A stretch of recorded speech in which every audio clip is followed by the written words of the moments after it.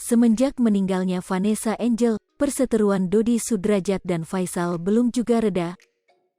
Perseteruan mereka makin memanas lantaran beberapa pihak yang baru dikenal ikut campur dalam permasalahan ini. Tak hanya itu, beberapa pihak tersebut juga mengambil kesempatan agar namanya dikenal oleh publik. Namun walaupun banyak pihak yang ikut campur, ada beberapa orang terdekat Vanessa Angel yang justru diam dengan permasalahan ini. Diam mereka bukan tak ada sebab, mereka hanya tidak ingin permasalahan ini menjadi panjang dan rumit.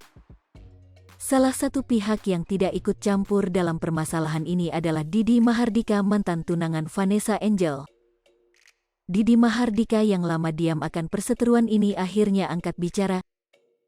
Mantan tunangan Vanessa Angel itu menerangkan jika ia tahu dengan perseteruan Dodi Sudrajat dan Faisal.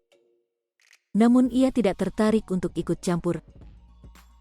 Saya tahu pemberitaan itu dari netizen sih, ujar Didi Mahardika dikutip dari kanal YouTube official NITNOT, Minggu, tanggal 6 April tahun 2022. Sekarang lebih sibuk baca buku, jadi kalau ada berita-berita kayak itu kurang tertarik saya, lanjutnya.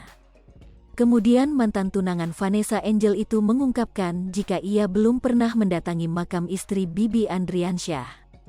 Bukan tak ada sebab, Didi Mahardika takut nantinya digoreng. Belum pernah, karena sebenarnya pengen tapi saya sejujurnya takut digorenglah jadi saya kirim bunga aja, ungkapnya. Didi Mahardika pun menjelaskan jika ia akan pergi ke makam Vanessa Angel jika permasalahan antara Dodi Sudrajat dan Faisal sudah selesai. Jika permasalahan Dodi Sudrajat dan Faisal belum juga reda, mantan tunangan Vanessa Angel itu enggan datang ke makam. Belum ada, nanti kalau udah tenang, udah aman, udah damai, udah gak ada konflik mungkin aku datang, tapi kalau masih ada konflik saya kurang berkenan ya, katanya.